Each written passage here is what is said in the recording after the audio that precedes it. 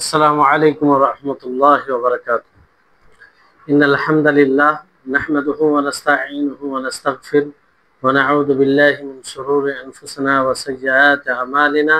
من يهده الله فلا مضل له ومن يضلله فلا هادي له، وأشهد أن لا إله إلا الله وحده لا شريك له، وأشهد أن محمدا عبده ورسوله. أما بعد، رب اشرح لي صدري ويسر لي أمري واحلل عقدة من لساني يفقهوا قولي. رب زدني علما رب زدني علما। সম্মানিত দর্শকবৃন্দ ও সামনে উপস্থিত সুপ্রিয় ভাই সকল, প্রশংসা গুণগান সেই মহান আল্লাহ তাবারক ওয়া তাআলা নিমিত্তে, যিনি আমাদের সকলকে সুস্থ রেখেছেন এবং তার ইবাদত উপাসনা বোঝার জন্য আমাদেরকে সুস্থ মস্তিষ্ক দান করেছেন। তারপরে আমাদের সকলের প্রাণ প্রিয় নবী করিম মুহাম্মদ মুস্তাফা সাল্লাল্লাহু আলাইহি ওয়াসাল্লাম, ওনার উপর অসংখ্য শান্তির ধারা বর্ষিত হোক। আল্লাহুম্মা সাল্লি আলাইহি আল্লাহুম্মা বারিক আলাইহি। সম্মানিত দর্শকবৃন্দ, আজকে ইনশাআল্লাহ ইমাম নববী রাহিমাহুল্লাহ যে একটি অন্যতম বই আল আরবাঈন আন-নববী, সে বইয়েরই একটি হাদিসের ব্যাখ্যা হবে, যেটা ধারাবাহিকভাবে এর আলোচনা হয়ে আসছে। আজকে আমরা 52তম পর্ব শুরু করতে যাচ্ছি। আর আজকে দার্সের যে হাদিস নিয়ে কথা হবে, সে হাদিসটির নম্বর হচ্ছে 36 নম্বর হাদিস। হাদিসটি অতীব গুরুত্বপূর্ণ, এই জন্য এই হাদিসগুলোকে বোঝা আমাদের সকলের জন্য জরুরি। আর যদি আমরা এই হাদিসগুলোকে বুঝে নিজে আমল করি, অন্যদেরকে এর প্রতি উদ্বুদ্ধ করি, তাহলে সমাজে একটা ইনকিলাব, পরিবর্তন ঘটবে। হাদিসটি আপনাদের সম্মুখে পড়ি। যদিও হাদিসটি একটু বড় আছে, কিন্তু প্রত্যেকটি হাদিসের প্রতিটি বাক্য খুব দামি, আর প্রতিটি বাক্য আমাদের সমাজকে সুন্দরভাবে গড়ে তুলতে সহযোগী হবে এবং আমাদের ব্যক্তিত্বকে শক্তিশালী করবে। عن أبي هريرة رضي الله عنه عن النبي صلى الله عليه وسلم قال: من نفس عن مؤمن كربة من كرب الدنيا نفس الله عنه كربة من كرب يوم القيامة، ومن يسر على معسر يسر الله عليه في الدنيا والآخرة، ومن ستر مسلما ستره الله في الدنيا والآخرة، والله في عون العبد ما كان العبد في عون أخيه، ومن سلك طريقا يلتمس فيه علما سهل الله به طريقا إلى الجنة، وما اجتمع قوم في بيت من بيوت الله يتلون كتاب الله ويتدارسونه بينهم إلا نزلت عليهم السكينة وغشيتهم الرحمة وحفتهم الملائكة وذكرهم الله في من عنده ومن بطأ به عمله لم يسرع به نسبه। রাহ মুসলিম। এই হাদিসটি ইমাম মুসলিম রাহিমাহুল্লাহ এই শব্দেই রিওয়ায়াত করেছেন, বর্ণনা করেছেন। তো এই হাদিসের অর্থ আপনারা শুনুন, কি চমৎকার একটি হাদিস। আবু হুরায়রা রাদিয়াল্লাহু তাআলা আনহু থেকে বর্ণিত, তিনি বলেন, রাসূল সাল্লাল্লাহু আলাইহি সাল্লাম বলেছেন যে, মান নাফাসা মুমিনিন কুরবাতাম মিন কুরাবিদ দুনিয়া নাফাসাল্লাহু আনহু কুরবাতাম মিন কুরাবি ইয়াউমিল কিয়ামা। যে লোক কোনো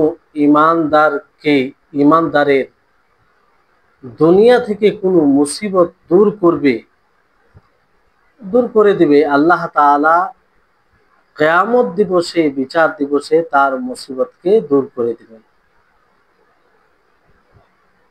ওয়ামান ইয়াসসারা আলা মু'সিরিন ইয়াসসারাল্লাহু আলাইহি ফিদ দুনিয়া ওয়াল আখিরা। আর যে ব্যক্তি কোনো দুঃস্থ লোকের অভাব দূর করবে, আল্লাহ তাআলা সেই দুঃস্থ ব্যক্তির অভাব দূর করবেন। যে জটিল অবস্থায় আছে সেই ব্যক্তির যে অভাব দূর করবে, আল্লাহ তাআলা তার অভাবকে দূর করবে দুনিয়া ও আখিরাতে। ওমান সাতারা মুসলিমান সাতারাহুল্লাহু ফিদ দুনিয়া ওয়াল আখিরা। আর যে ব্যক্তি কোনো মুসলিমের দোষ ত্রুটিকে আবৃত্তি করবে, ঢেকে রাখবে, আল্লাহ তাআলা তার দোষ ত্রুটিকে দুনিয়া ও আখিরাতে ঢেকে রাখবে, লুকিয়ে রাখবে। ওয়াল্লাহু ফি আউনিল আবদি মা কানাল আবদু ফি আউনি আখিহি। আর আল্লাহ তাবারক ওয়া তাআলা বান্দার সহযোগিতায় থাকেন যতক্ষণ পর্যন্ত বান্দা তার ভাইয়ের সহযোগিতায় থাকে। ওয়ামান সালাকা তারিকান ইয়ালতামিসু ফীহি ইলমান সাহালাল্লাহু লাহু বিহি তারিকান ইলাল জান্নাহ।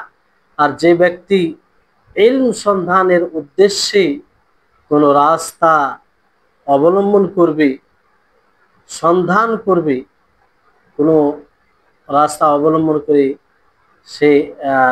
সেই ইলমকে সন্ধান করবে, সাহালাল্লাহু লাহু বিহি তারিকান ইলাল জান্নাহ।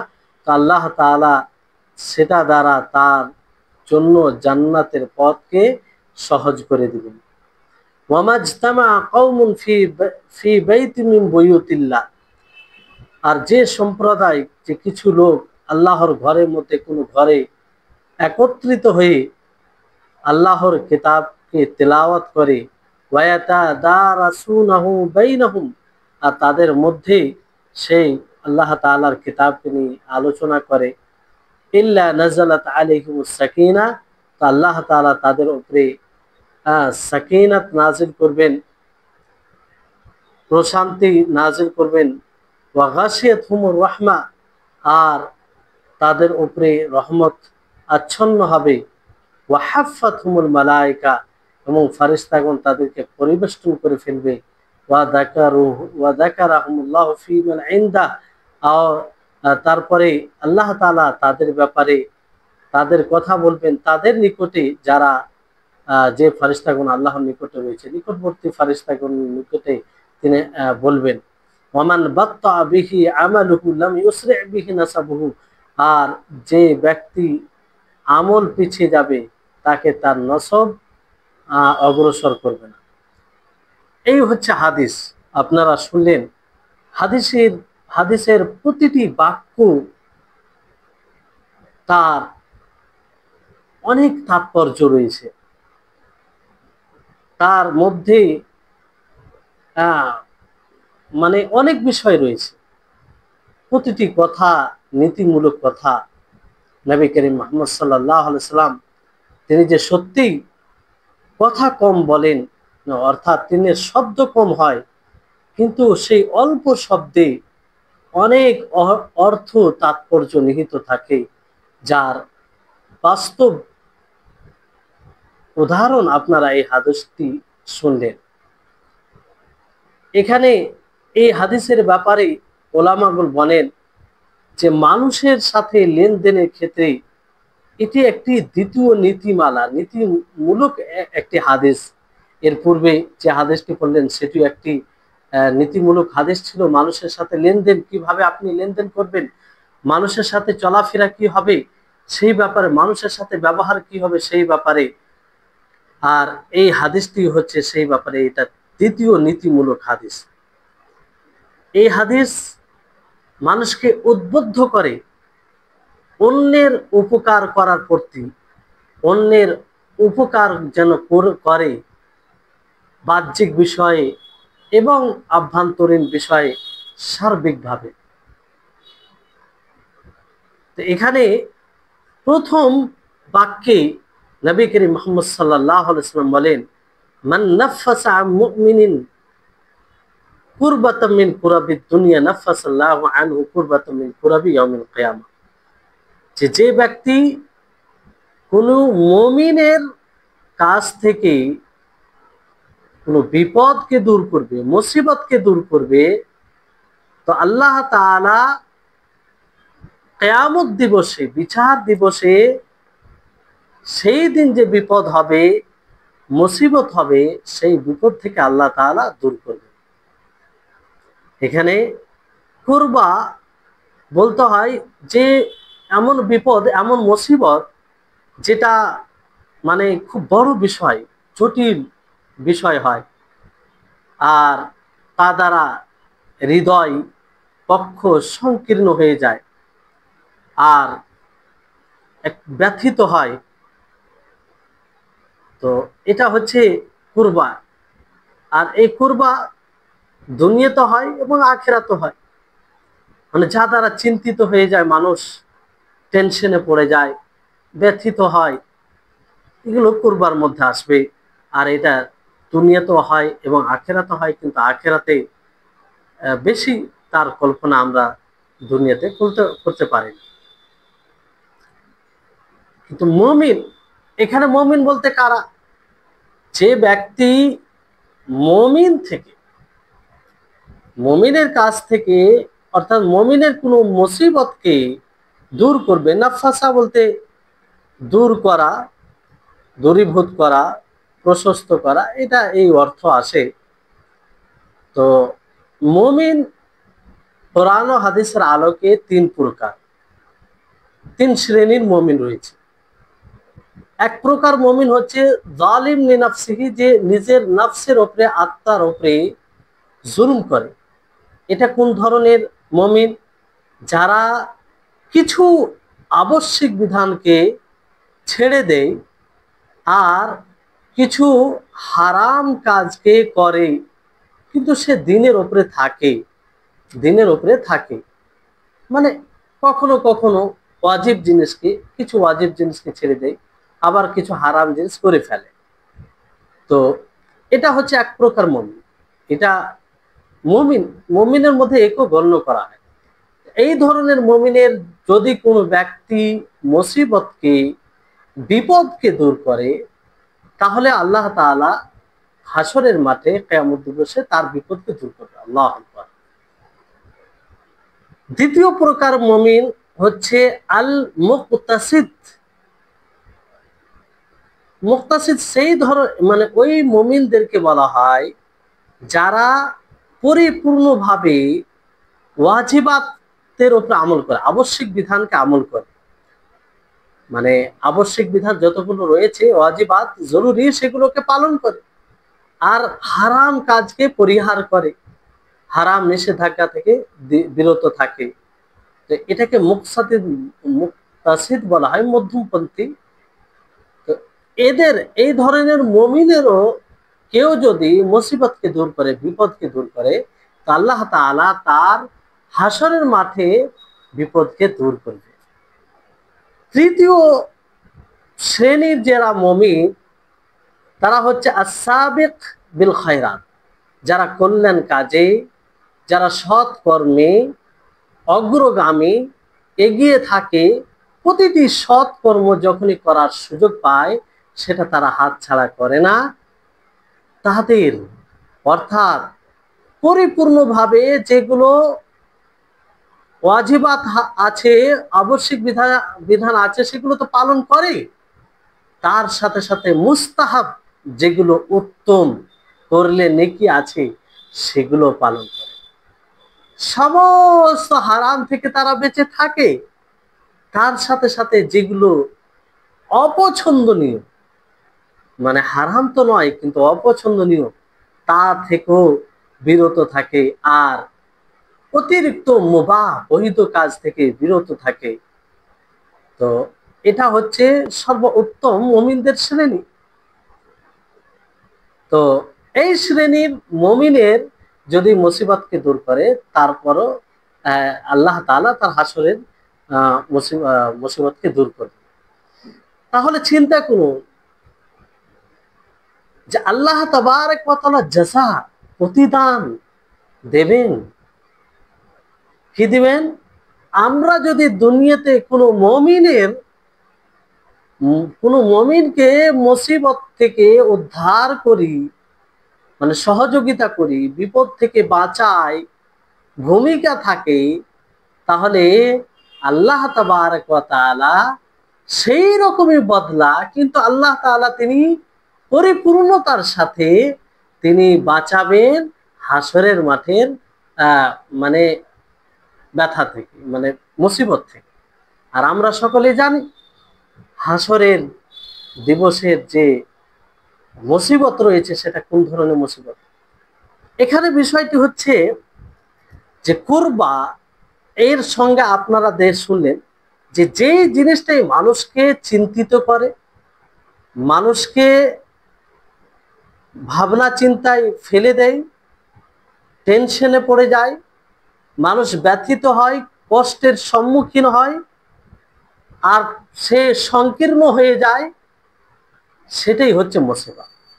তো এই কুরবা, এই মুসিবা যে কোনো বিষয়ে হতে পারে, আর্থিক বিষয়ে হতে পারে, শারীরিক বিষয়ে হতে পারে, পার্থিব বিষয়ে হতে পারে, এবং দিনের বিষয়ে হতে পারে। সর্বপ্রকারের কুরবা থেকে, যে কোনো কুরবা থেকে মানুষ যখন কোনো মুমিনের কুরবা বলতে মুসিবত থেকে দূর করবে, তো আল্লাহ তাআলা তার জাযা হিসেবে তাকেও হাসরের মাঠে যে কুরবা রয়েছে সেখানে যে মুসিবত রয়েছে সেই মুসিবত থেকে আল্লাহ তাআলা তাকে দূর করবে। কেউ মালের সংকটে পড়ে গিয়েছে, মালের কারণে কিছু করতে পারছে না, তো মাল দিয়ে তার সহযোগিতা করা। কেউ পারিবারিক সমস্যায় আছে, আপনি বুঝতে পারছেন যে সে ব্যক্তি পারিবারিক সমস্যা আছে, আপনি তাকে কোনো সমাধান দিলেন, কোনো পরামর্শ দিলেন, কোনো পথ দেখালেন, যা দ্বারা সে পারিবারিক সমস্যা থেকে দূর হয়ে গেল। আল্লাহর নবী ভাষ্য অনুযায়ী আপনাকে আল্লাহ তাআলা সে আখিরাতের বিপদ থেকে দূর করবেন। কোনো ব্যক্তি প্রতিবেশীর সমস্যায় পড়ে আছে, আপনি তাকে সলিউশন দিলেন, সমাধান দিলেন পরামর্শের মাধ্যমে কিংবা কোনো সহযোগিতার মাধ্যমে, তো আপনি এর জাযা হিসাবে আল্লাহ তাআলা আপনার বিপদ থেকে, হাসরের মাঠে যে বিপদের সম্মুখীন হবেন তা থেকে দূর করবেন। যে কোনো বিষয়, দিনের কোনো ব্যক্তি কোনো বিষয়ে বুঝতে পারছে না যে এটা হালাল না হারাম, এটা করব কি করব না, এটা আমার জন্য উত্তম না অনুত্তম, এটা শরীয়ত সম্মত না শরীয়ত সম্মত নয়, এটা আল্লাহ তাআলা সন্তুষ্ট হবে না হবে না, বুঝতে পারে না।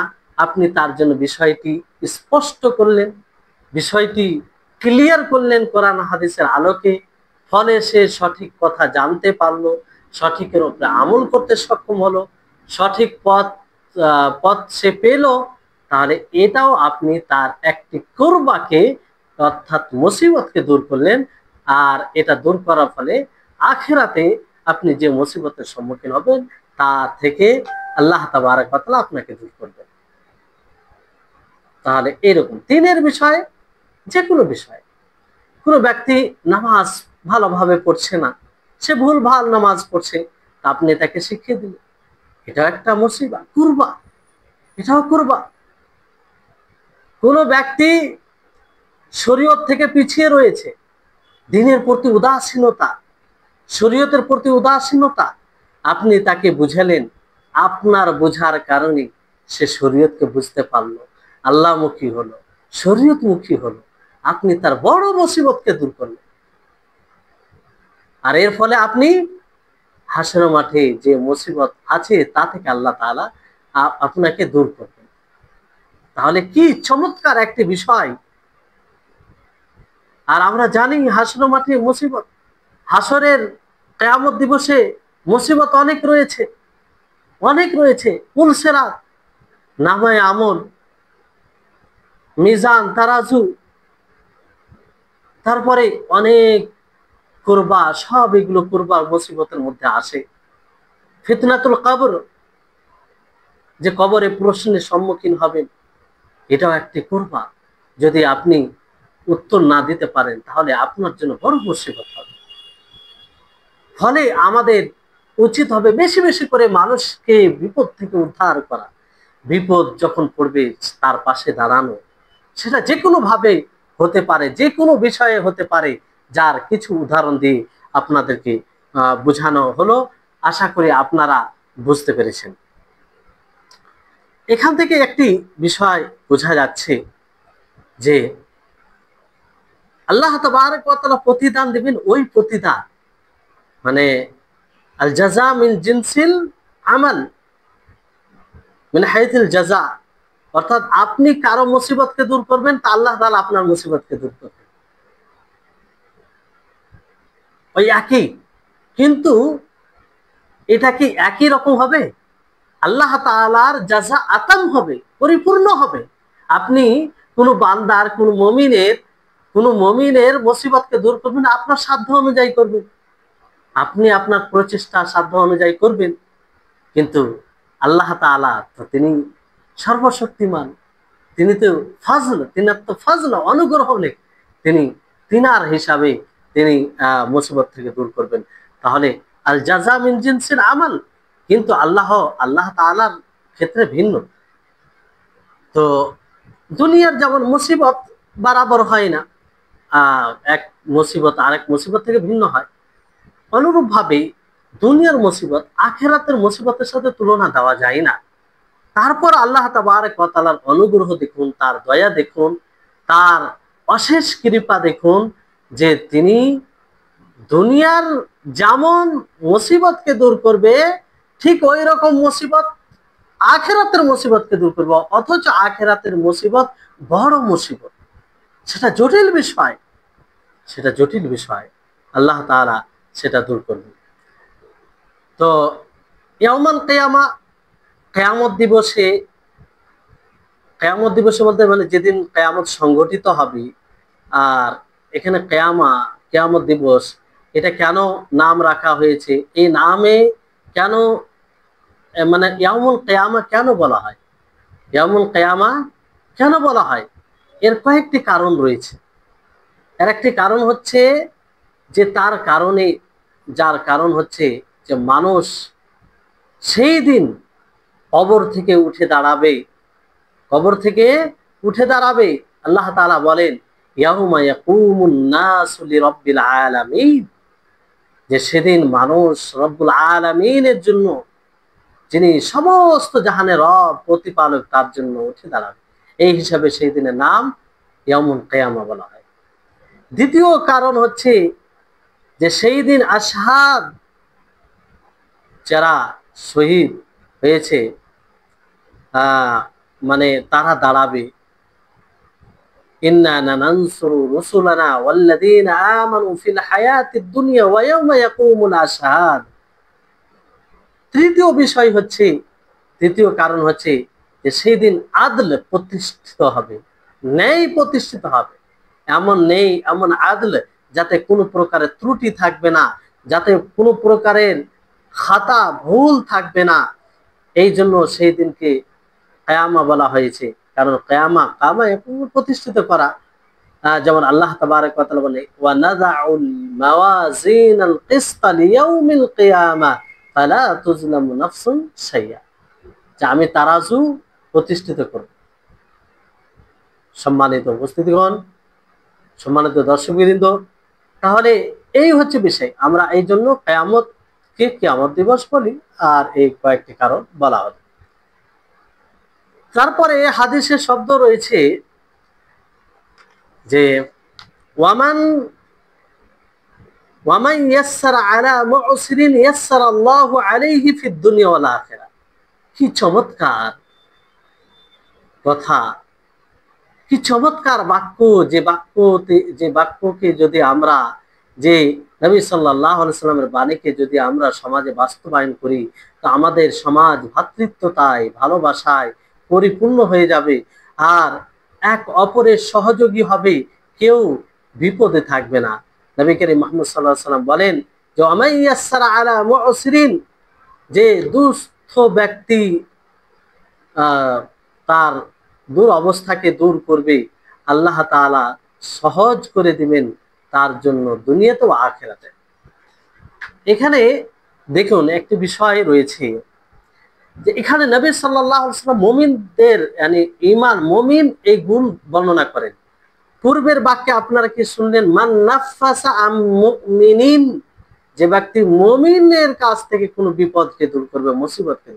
এখানে কি বলা হচ্ছে যে যে ব্যক্তি কোনো দুস্থ ব্যক্তি, অসহায় ঋণী ব্যক্তি তার উপরে সহজ সহজ করবে, আল্লাহ তাআলা তার উপরে সহজ করবে।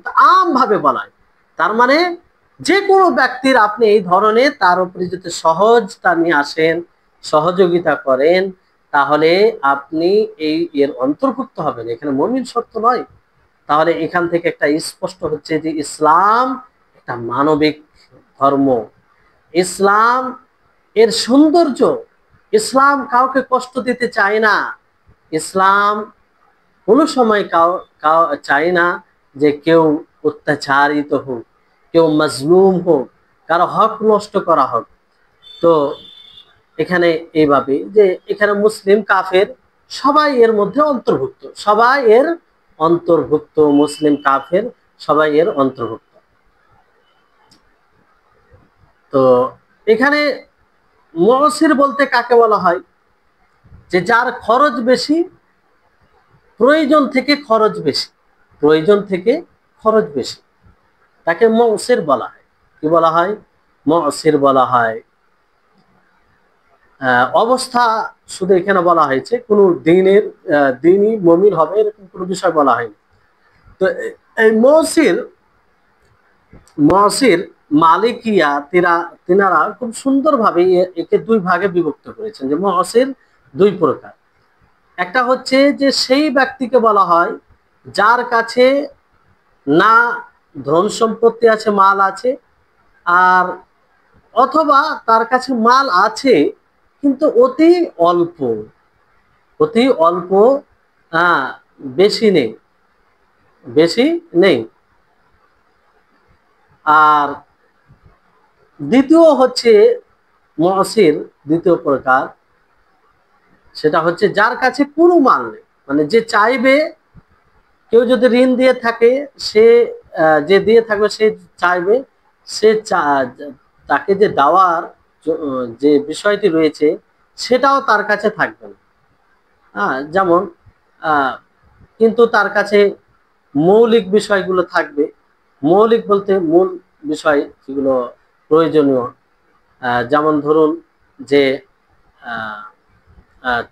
চাষাবাদের জন্য জমি, বিল্ডিং, বাড়ি ঘর, হ্যাঁ। তো এরকম ব্যক্তি, এইখানে এইরকম ব্যক্তি যদি হয় আর এরকম ব্যক্তি যদি ঋণী হয়ে থাকে, তো যে ব্যক্তি ঋণ দিয়ে থাকবে তাকে ছাড় দেওয়াটা উত্তম হবে, তাকে ছাড় দেওয়াটা উত্তম হবে। আর পূর্বের যে অবস্থা বলা হলো, যে যার কাছে মালই নেই অথবা মাল আছে কিন্তু কম আছে, তো এই ক্ষেত্রে তার জন্য লেট করা, ছাড় দেওয়া এটা জরুরি। ছাড় বলতে মানে মানে তাকে সময় দেওয়া, সুযোগ দেওয়া, এটা জরুরি, এটা জরুরি। আর দ্বিতীয় যেটা বলা হলো যে তার যার কাছে মাল নেই, অতিরিক্ত নেই, কিন্তু যেগুলো স্বাভাবিকভাবে চাষাবাদের জন্য জমি জমি সেটা বেশি হতে পারে, কিন্তু চাষাবাদ করে, বিল্ডিং বাড়ি ঘর সব আছে, ওটাকে বিক্রি করে সে পারলে দিতে পারবে। তো এইরকম ব্যক্তিকে যদি ঢিল দেওয়া যায় তাহলে এটা মুস্তাহাব হবে, উত্তম হবে। কিন্তু পূর্বে যেটা যার কাছে কিছু নেই অথবা কম আছে, তাকে ঢিল দেওয়া জরুরি হবে। এটা আলোচনা, ইনশাআল্লাহ এটা স্পষ্ট হবে। তো যদি কোনো ব্যক্তি এরকম করে, তাহলে আল্লাহ তাআলা তার জন্য দুনিয়াতেও সহজ করবেন এবং আখিরাতেও সহজ করবেন, আখিরাতেও সহজ করবেন। এখানে বিষয়টি হচ্ছে নবী সাল্লাল্লাহু আলাইহি সাল্লামের ভাষা, যে ইয়াসসারাল্লাহু আলাইহি ফিদ দুনিয়া ওয়াল আখিরাহ, যে আল্লাহ তাআলা তার উপরে দুনিয়াতেও সহজ করবেন এবং আখিরাতেও সহজ করবেন। যে ব্যক্তি দুস্থ ব্যক্তি, মানে অসহায় ব্যক্তির উপরে সহজ করবে, তার তার অসহায়তা কিংবা দুস্থতাকে দূর করবে, তার তার ক্ষেত্রে তার ক্ষেত্রে নবী সাল্লাল্লাহু আলাইহি ওয়াসাল্লাম কি বললেন যে তার ক্ষেত্রে আল্লাহ তাআলা দুনিয়াতে তার এটা দূর করবেন এবং আখিরাতে। এখানে দুনিয়া ও আখিরাত উভয়টা বলা হলো কেন? দুনিয়া আখিরাত এই জন্য বলা হলো, আর পূর্বের এতে বলা হয়নি যে যে ব্যক্তি মুমিনদের কোনো বিপদকে দূর করবে, আল্লাহ তাআলা তার বিপদকে হাসরের বিপদ থেকে, কিয়ামত দিবসের বিপদ থেকে দূর করবে। তো দুনিয়ার কথা বলা হয়নি সেখানে, কারণ এখানে এই আমলে একটি অতিরিক্ত বিষয় রয়েছে। অতিরিক্ত বিষয় কি রয়েছে সেটা, যে এখানে কি করা হয়, যে এটা একটা কঠিন জটিল, মানে এই বিষয়ের উপরে সহজে আমল করা যায় না, সহজে আমল করা যায় না। ফলে এর জাযা মানে দ্বিগুণ রয়েছে দুনিয়াতেও এবং আখিরাতেও, যার উল্লেখ হাদিসে রয়েছে। তো এই তাইসির বলতে সহজ কিভাবে এটা হয়, যেমন কেউ যদি মালের দিক দিয়ে কঠিন অবস্থায় পড়ে যায়, সুস্থ হয়ে যায়, তো সেটাতে সহজ করা, আমলের দিক দিয়ে সহজ করা, কিংবা শিক্ষার দিক দিয়ে শিক্ষা পায় না সে, তাকে শিক্ষা দেওয়া, শিক্ষার ব্যবস্থা করে দেওয়া, যাবতীয় এরকম বিষয় আসবে। তো এই তাইসির এটা কিভাবে হবে, আহ খুব সংক্ষিপ্ত ভাবে এরকম ভাব বুঝতে পারেন। যদি তাইসিরটা কেমন ভাবে করা হবে, মানে সহজটা কিভাবে করবে, ছাড় যেমন কি, এটা পদ্ধতি কি হবে। তো যদি ধরেন যে যে মানে তাইসির সহজ করবে, সে যদি তারই হক থাকে, মানে তার হক থাকে, তো বিষয়টা হচ্ছে, যেমন ধরুন এক ব্যক্তি, সে একজন ব্যক্তির ব্যাপারে জানে যে সে মুঅসির অবস্থায় আছে, অর্থাৎ সে ঋণী হয়ে আছে, সে দিতে পারছে না, অর্থাৎ সে মুঅসির। এখানে যদি যে ব্যক্তি দেখছে তারই যদি ঋণ থাকে, সেই যদি ঋণ দিয়ে থাকে, অর্থাৎ তারই হক রয়েছে, তাকে দিয়ে থাকে, তাহলে ওই ক্ষেত্রে সে, তার জন্য জরুরি হবে যে তাকে ছাড় দেওয়া, সুযোগ দেওয়া। যদি মাফ করে দেয় তাহলে তো এটা আলহামদুলিল্লাহ, আরো ভালো, আরো ভালো। কিন্তু মাফ যদি না, যদিও মাফ না করে, তো সুযোগ দেওয়া, যে যেমন ধরেন যে 2 মাস পরে দেওয়ার কথা ছিল, 2 মাস হয়ে গেল, আবার তাকে সুযোগ দিল যে আরো 3 মাস সময়। আবার ধরেন এরকম হলো, আসলে সে মৌসে পারছে না, চেষ্টা করেও পারছে না, তা আবার তাকে সুযোগ দেওয়া হলো। এইভাবে সুযোগ দেওয়া তার জন্য জরুরি হবে, এটা জরুরি হবে। সেখানে জবরদস্তি করা জায়েজ নয়, প্রেশার দেওয়া জায়েজ নয়, তার উপরে জুলুম করা জায়েজ নয়, তাকে সুযোগ দিতে হবে। বাস্তবে যদি মুঅসির হয়, প্রথম প্রকার হয় যে সে পারছে না, চেষ্টা করেও পারছে না, এটা কখন, যখন সে তার উপরে হক থাকবে, মানে তাকেই সে দিয়ে থাকবে তার উপরে, মানে যে ঋণ দিয়ে থাকবে তার জন্য এটা। এবার যদি অন্য কেউ, সে কিন্তু ঋণ দেয়নি, অন্য কেউ দিয়েছে, আর অন্য ব্যক্তি জানছে যে সে বেচারা মুসির অবস্থায় আছে, অর্থাৎ সে দিতে পারছে না চেষ্টা করে, আর যে ঋণ দিয়েছে তার উপরে চাপ, প্রেসার করছে, সময় হয়ে গেছে। তো ওই জায়গায় যদি তাকে দিয়ে সহযোগিতা করে, কিংবা অন্যের ব্যাপার থাকে, তাহলে ওই জায়গায় ঢিল দেওয়া এটা মুস্তাহাব হবে, তার জন্য মুস্তাহাব হবে, তার জন্য, মানে অন্য, আসলে সে ঋণ দেয়নি, অন্য কেউ দিয়েছে, তো ওই জায়গায় সে যদি সহযোগিতা তার করতে চায়, তাহলে এই করাটা, এটা কি হবে, মুস্তাহাব হবে। কিন্তু তারই যদি হক হয়, তাহলে তার জন্য জরুরি হবে। তো এই হচ্ছে, এইভাবে তাইসির করা যায়। তো এখানে যেটা বিষয় পূর্ব বলা হলো, এখানে আরো এইভাবে, যে ধরেন আপনার অধিকার, আপনি কাউকে ঋণ দিয়েছেন, তো যে ব্যক্তিকে আপনি ঋণ দিয়েছেন, সে চেষ্টা করেও পারছে না, অর্থাৎ সে বাস্তবে মুহসিন, সে চেষ্টা করেও পারছে না। মুহসিনের দুটি প্রকার আপনাদেরকে বললাম, সেই অনুযায়ী প্রথম প্রকারের মধ্যে পড়ে। তো এই ক্ষেত্রে আপনি কিভাবে তার উপরে তাইসির করবেন, একটা হচ্ছে যে আপনি কিছুটা মাফ করে দেন। ধরেন আপনি কারো কাছে 10,000 পাবেন, 10,000 পাবেন আপনি, তো তার 6 মাস পরে দেওয়ার কথা, 6 মাস হয়ে গেল, তা আপনি তাকে 4,000 মাফ করে দিল, যে যাও তোমাকে 10,000 দিতে হতো, তোমাকে 10,000 দিতে হবে না, 4,000 আমি ছেড়ে দিলাম, তুমি 6,000 দেবে। এটা হচ্ছে একটা তাইসিরের একটা দিক, তাইসিরের একটা দিক। এইভাবে আপনি তাইসির সহযোগিতা করতে পারেন, সহজ তার জন্য জটিলকে সরল করতে পারেন।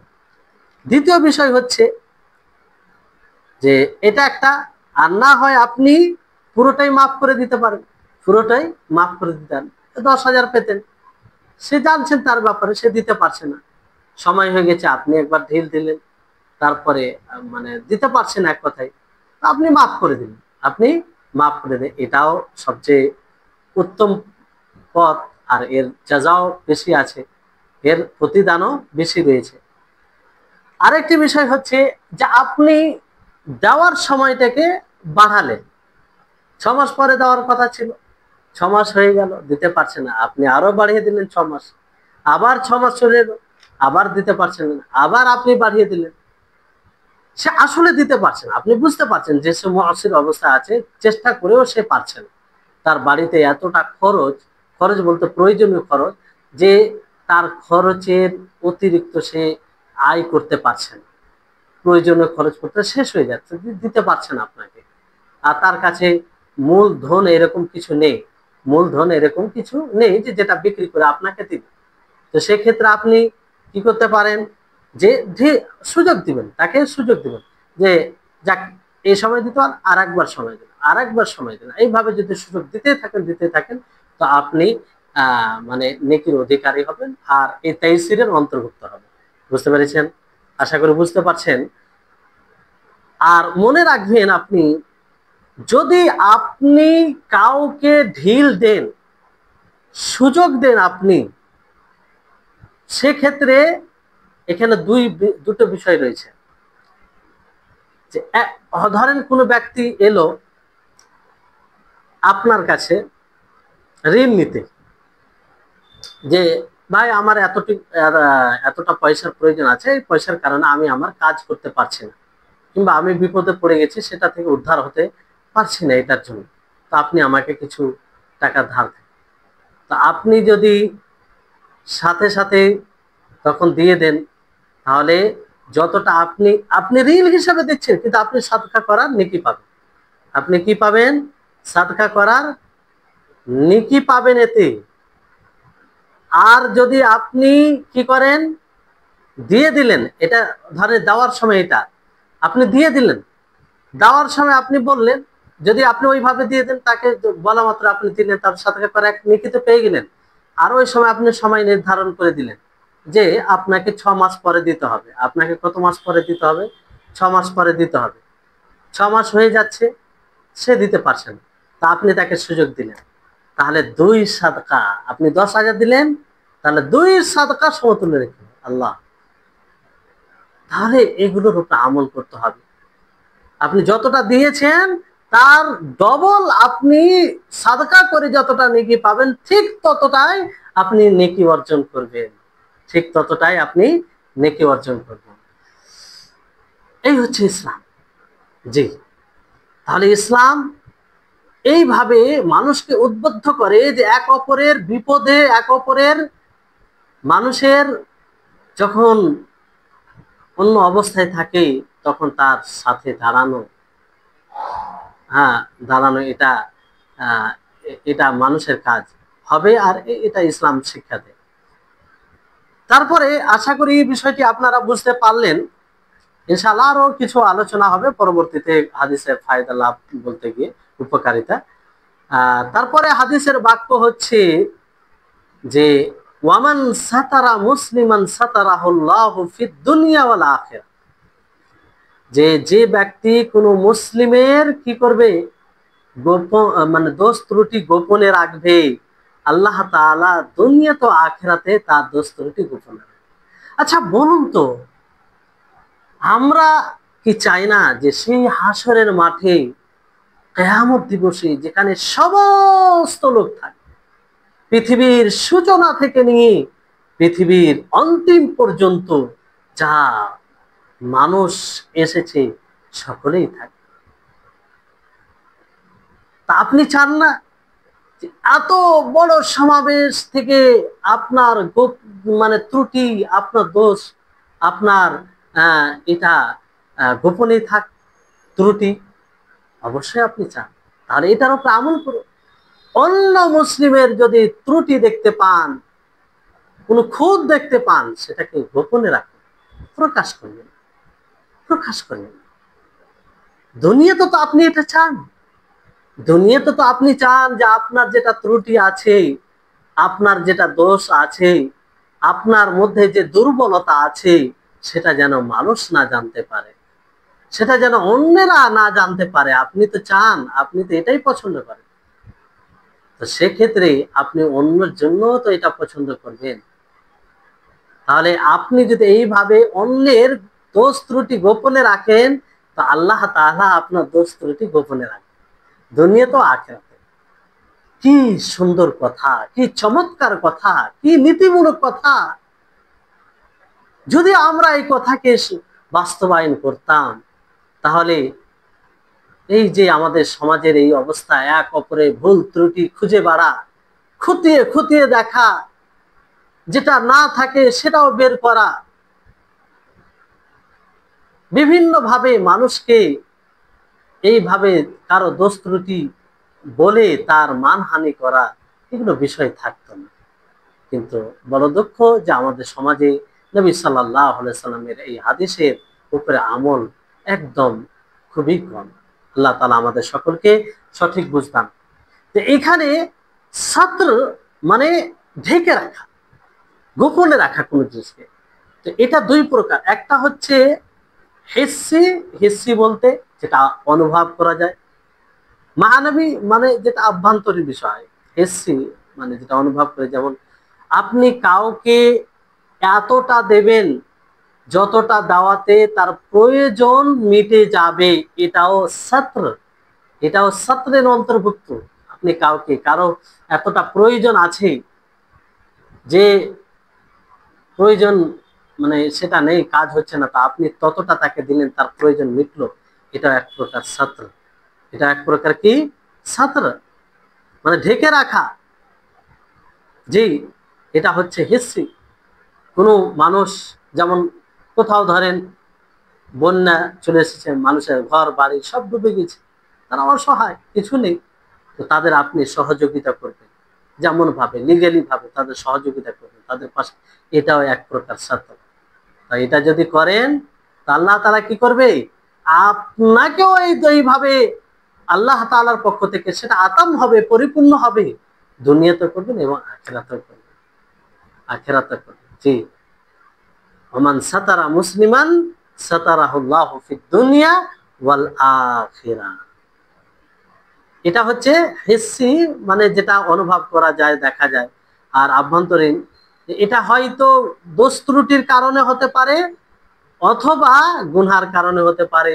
দোষ ত্রুটি কারণে এটা হতে পারে, যেমন কোনো মানুষ ভুল করলো, তো দোষ ত্রুটি কারণে কোনো মানে আইবের কারণ দোষ ত্রুটি, যেমন কোনো আইব, আপনি কোনো কারো দোষ মানে ত্রুটি জানতে পারেন, আইব, শারীরিক কোনো আইব থাকতে পারে, আর কোনো ব্যবহার আইব থাকতে পারে।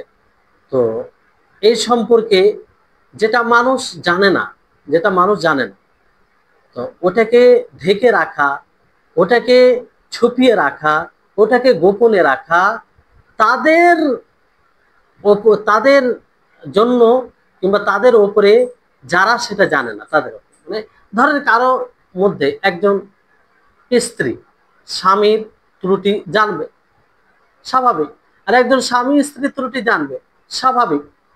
শারীরিক কোনো ত্রুটি থাকলে যদি তাদের মধ্যে তালাক হয়ে যায়, ডিভোর্স দিয়ে দেয়, তারপরেও জায়েজ নয় যে সে স্বামীর ত্রুটি যেটা মানুষরা জানে না সেটা অন্য কাউকে বলবে। স্বামীর জন্য জায়েজ নয় যে তালাক দিয়ে দিল, যে সে স্ত্রীর ত্রুটি অন্য কাউকে বলবে যেটা মানুষ জানে না, এটা হারাম, এটা হারাম। এটা ত্রুটির দিক দিয়ে, এটা মানে এর উপরে আপনি অনুমান করে যে কোনো বিষয় ভাবতে পারেন, এটা আপনার উদাহরণস্বরূপ বলা হলো। তারপরে গুনহার দিক দিয়ে, যে এমন কোন গুনহা, যে এক গুনহা যে ছুপিত ভাবে গোপনে গুনহা করে, গোপনে গুনহা করে, সে পছন্দ করে না যে মানুষ সেই গুনহাকে জানুক, সেই অপরাধকে জানুক, সেই আল্লাহর অবাধ্যতাকে জানুক, সে এটা পছন্দ করে না। সে দেখুক মানুষ, এটা পছন্দ করে না। তো এবার যদি কেউ তাকে দেখে নেই, তাহলে তার জন্য কয়েকটি বিষয় মনে রাখতে হবে, কয়েকটি বিষয় স্মরণ রাখতে হবে। ভালো করে শুনবেন, খুব গুরুত্বপূর্ণ বিষয়, খুবই গুরুত্বপূর্ণ বিষয়। আল্লাহ বলছি, এই সব বিষয়ে যদি আমরা সচেতন না হয়, আমাদের নামাজ, আমাদের হজ, আমাদের সবকিছু আমল নষ্ট হবে। কারণ অন্যের ত্রুটি বর্ণনা করে, অন্যের হকের, অন্যের মান হানি করি আমরা, আর এটা বান্দার হকের সাথে সম্পৃক্ত, যেটা আল্লাহ তাআলা ক্ষমা করবেন। আল্লাহ তাআলা আমাদেরকে সঠিক বুঝ দান করুন এবং আমল করার তৌফিক দান করুন। হ্যাঁ, মানে এই সব বিষয়, যখন অপরাধ থেকে বিরত থাকার তৌফিক দান করুন। তো ধরেন কোনো ব্যক্তি এমন গুনাহ করে ফেললো যে গোপনে করেছে, আর সে পছন্দ করে না যে মানুষ সেটা জানুক, কিন্তু কোনো ব্যক্তি দেখে ফেলেছে, কোনো ব্যক্তি দেখে ফেলেছে, জেনে ফেলেছে, তো তার জন্য কয়েকটি বিষয় মনে রাখতে হবে। প্রথম বিষয় হচ্ছে যে সে যে গুনাহ করেছে, গুনাহ করার ফলে সে আনন্দিত হবে না, আর সে ভর্ৎসনা দেবে না প্রকাশ্যভাবে, বরং সে চিন্তিত হবে, সে ব্যথিত হবে, সে ভাববে যে একজন মুমিন আল্লাহ তাআলার অবাধ্যতা করে ফেললো অজান্তে। এইভাবে সে চিন্তিত হবে, আনন্দিত হবে না। যেমন আমাদের সমাজে অনেক মানুষ আছে, দেখবেন আপনি, যে কেউ গুনাহ করলে তার প্রতি হিংসা থাকে আর কিছু থাকে মনোমালিন্য, গুনাহ করলে খুব খুশি, গুনাহ করছে, এইরকম এইরকম, মানে একটা আনন্দ ফিল করে, আনন্দিত হয়। এটা করা যাবে না, এটা করা যাবে না। দ্বিতীয় বিষয় হচ্ছে যে তার উপরে চাপা দিতে হবে, গোপনে রাখতে হবে, মানুষকে বলতে হবে না। আপনি যদি দেখে ফেলেন, আর সে তো পছন্দ করে না যে মানুষ দেখে বলুক, সে গোপনে করে ফেলেছে, আপনি পারলে তাকে উত্তম নসিহা করবেন, উত্তম সেটা বলা বলা হবে ইনশাআল্লাহ। তো আপনি চাপা দিয়ে রাখবেন, গোপনে রাখবেন, এটা বিষয় জরুরি। আপনি সকলের সামনে বলতে পারে না, কিন্তু বড় দুঃখ হয় যে আমাদের সমাজে এগুলো খেয়াল করা হয় না। যেমন জানতে পারলো, তার সাথে যদি কোনো মনোমালিন্যতা থাকে, তোমরা জানো আমি তাকে অমুক কাজ করতে দেখেছি, অমুক করেছে, অমুক করেছে, হ্যান করেছে, ত্যান করেছে, এরকম ভাবে নানা রকম আমরা কথা বলি। আর তার যে একটা ভালোবাসা মানুষের হৃদয়ে ছিল, যার সামনে বলে, সেই ভালোবাসাটা উঠে যায়। এইভাবে মানুষের প্রতি ঘৃণা, শত্রুতা সৃষ্টি হয়, বড় জঘন্য অপরাধ। তো চাপা দিয়ে রাখবে, কারণ আপনার দ্বারা, দেখেন এই বিষয়গুলো কেন, যে মানুষ সকলের ক্ষেত্রে এটা ঘটতে পারে। আপনি যার জন্য এটা করবেন, আপনারও প্রয়োজন আছে, আপনিও ওই রকম গুনাহ করে ফেলেন, ওই রকম ভুল করে ফেলেন, তা আপনিও তো চাইবেন যে এইগুলো করা হোক। ইসলাম ধর্ম এটাই। জি। তৃতীয় বিষয় হচ্ছে যে আপনি তাকে নসিহা করবেন উত্তম পদ্ধতিতে, উত্তম পদ্ধতিতে, মানে উপযুক্ত পদ্ধতিতে আপনি নসিহা করবেন। এমনটা নয় তাকে ভর্ৎসনা, এই তুমি ফাসিক হয়ে গেছো, তুমি আল্লাহকে ভয়, মানে ভয় করো না, মানে একটা কি, যে মনের আক্রোশ, মানে ক্রোধ, যার মানে এটা মেটাতে গিয়ে এরকম ভাবে বলা, এগুলো ঠিক না। উত্তম পদ্ধতিতে বলতে, উপযুক্ত পদ্ধতিতে। যেমন ধরুন, ওলামাগণ এটা বলেন যে আপনি কাউকে কোনো গুনাহ করতে দেখলেন, আর সে জানে না যে আপনি তাকে দেখেছেন, আপনি তাকে দেখেছেন, সে জানে না যে আপনি তাকে দেখেছেন, অথচ আপনি দেখেছেন, কিন্তু সে জানে না যে গুনাহ করেছে, সে জানে না আপনি তাকে দেখেছেন।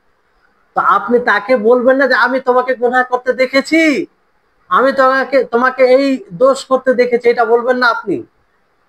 তাকে আপনি কিভাবে নসিহত করবেন, এমন ভাবে বলবেন সে যেন বুঝতে পারে যে আপনি দেখেন, আর আপনি নসিহাও করে দিলেন, আপনি সুন্দরভাবে উপদেশও দিলেন।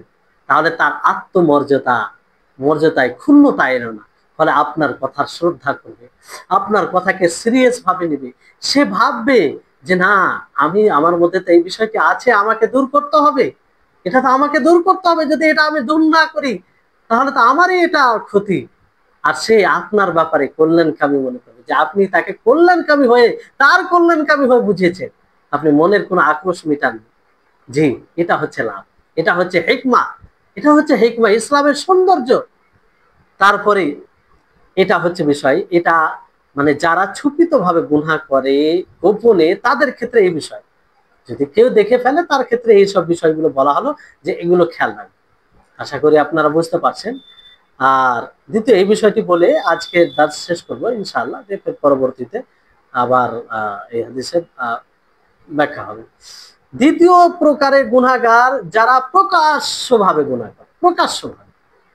তো এখানে তো তার গুনাহকে, তার অবাধ্যতাকে, তার দোষ গুনাহকে ঢেকে দেওয়ার কোনো প্রশ্নই থাকে না, কোনো মানে এটা প্রশ্নে আসে না।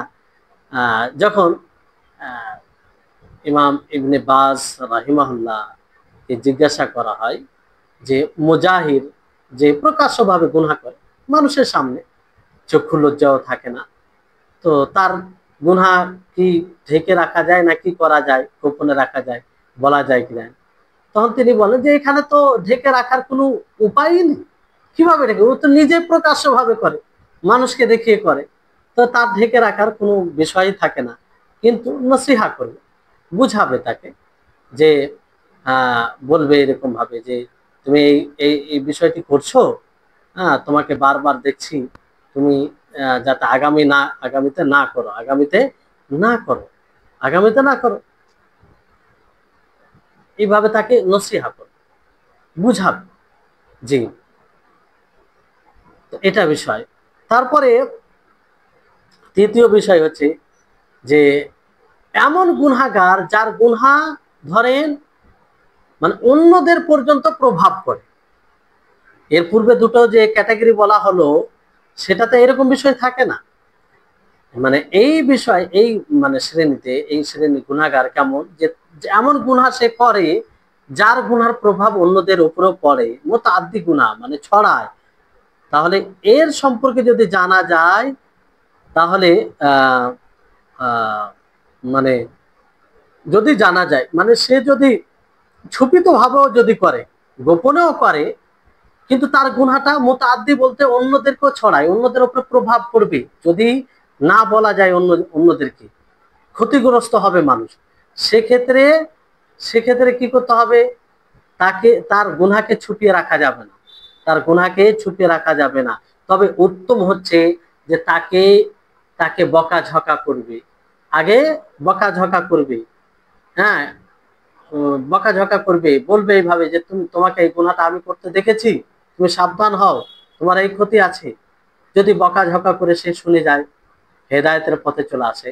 কিংবা এমন ব্যক্তিকে বলবে যে তাকে বকাঝকা করবে আর তার প্রভাব তার উপরে পড়তে পারে, সেই ব্যক্তিকে জানাবে, দায়িত্বশীল যারা আছে, তার উপরে যারা আছে তাদেরকে জানাবে।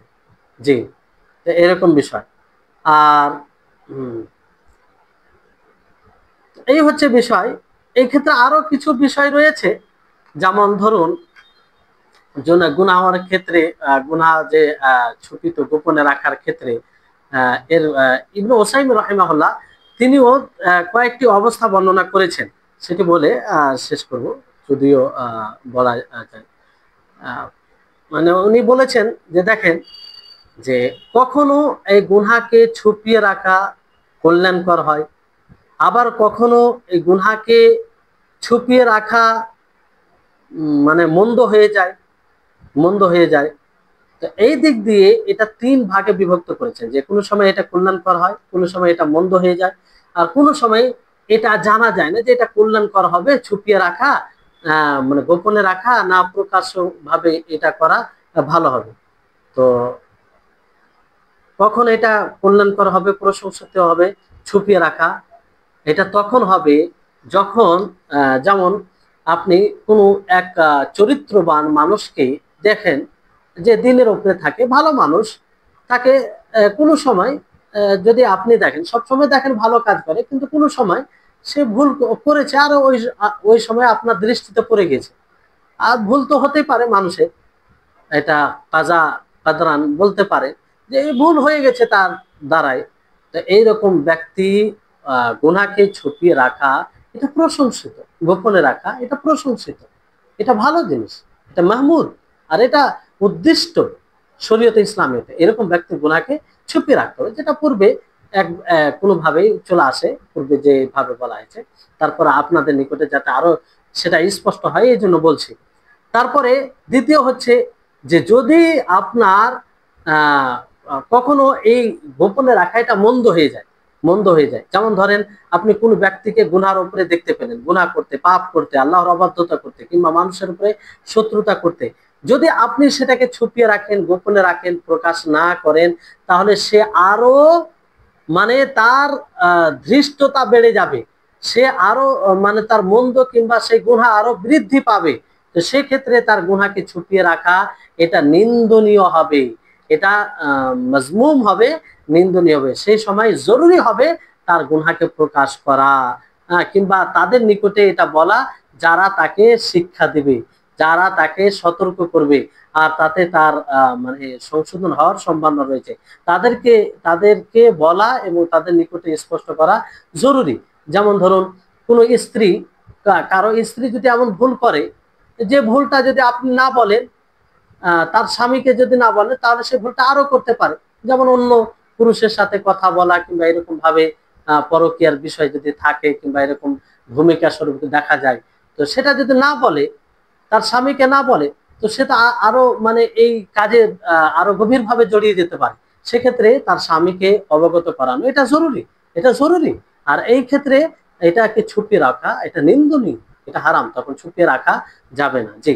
তো যেমন ধরেন কোন ছাত্র ধরেন কোনো মন্দ কাজ করছে, এমন কাজ করছে যেটা মাদ্রাসার বদনাম হতে পারে, যেটা তার সে ছেলেটাও বরবাদ হবে, এটা কারণ হতে পারে। তাহলে সেক্ষেত্রে আহ মুদারিস যারা শিক্ষক রয়েছে তাদেরকে বলা, তার যে শিক্ষক রয়েছে তাদেরকে বলা এটা জরুরি হবে, তাদেরকে বলা এটা জরুরি হবে, কারণ এতে তার সংশোধন আছে। ওরকম ভাবে ছেলে যদি ওরকম ভুল করে, তারা বাবাকে বলা, কিংবা কোনো গ্রামে ভুল করলে তারা যারা দায়িত্বশীল রয়েছে তারা যদি সংশোধন করতে হয় তাদেরকে বলা, এইভাবে একটা মানে উদাহরণস্বরূপ বলা হলো, বাকি এরকম যতগুলো রয়েছে। তৃতীয় যেটা হচ্ছে যে এমনও বিষয় হয় যে কোনো সময় এটা বোঝা যায় না যে এটা কল্যাণকর হবে ছুপিয়ে রাখা না প্রকাশ করা এটা কল্যাণকর হবে। তো সেখানে আসলে ছুপিয়েই রাখতে হবে, গোপনে রাখতে হবে, কারণ এটাই উত্তম হবে, এটাই উত্তম হবে। কারণ আসারে মানে রয়েছে প্রমাণিত যে মাফ করতে গিয়ে ভুল করা এটা বেশি উত্তম আমার নিকটে এই থেকে যে সাজা দিতে গিয়ে ভুল করবে, সাজা দিতে গিয়ে ভুল করবে, সাজা দিতে গিয়ে যদি ভুল করে তাহলে এটা বড় বিষয় হয়ে যাবে, অন্যের উপরে জুলুম করা হয়ে যাবে। কিন্তু মাফ করতে গিয়ে যদি ভুল করে, ভুলেও মাফ করে দেয়, তাহলে কল্যাণই আছে, অকল্যাণ কিছু নেই। এই এই দিক দিয়ে দেখা যায় যে যেখানে বোঝা যাচ্ছে যে তার পাপটা ছুপিয়ে রাখা ভালো হবে না প্রকাশ করা ভুল ভালো হবে, কিছু বোঝা যায় না। তো ওই ক্ষেত্রে কি করবে, ছুপিয়ে রাখবে, গোপনে রাখবে, এটাই উত্তম হবে, এটাই উত্তম হবে। যে আশা করি আপনারা বুঝতে পেরেছেন। ইনশাআল্লাহ হাদিসের বাকি অংশ সম্পর্কে বাকি অংশের ব্যাপারে ব্যাখ্যা বিশ্লেষণ আগামী পর্বে হবে। আল্লাহ তাআলার কাছে দোয়া করি, হে আল্লাহ তুমি আমাদেরকেও এই সব বিষয়ের উপরে আমল করা তৌফিক দান করো, এইসব বিষয়ে স্বচ্ছ হওয়ার তৌফিক দান করো। আর এইসব বিষয় যেন আমরা বুঝতে পারি, বুঝে যেন নিজেও আমল করতে পারি, অন্যদেরকে উদ্বুদ্ধ করতে পারি। আপনাদের সকলকে বলবো যে পুরো দর্শ শুনবেন এবং আগামী পর্ব যেগুলো আসবে সেগুলো শুনবেন, ইনশাআল্লাহ এতে আপনি উপকৃত হবেন। এগুলো সবগুলো কথা গুরুত্বপূর্ণ। আল্লাহ তাআলা আমাদের সকলকে তৌফিক দান করুন। ওয়া আখির দাওয়ানা আনিল হামদুলিল্লাহি রাব্বিল আলামিন। আসসালামু আলাইকুম ওয়া রাহমাতুল্লাহি ওয়া বারাকাতুহু।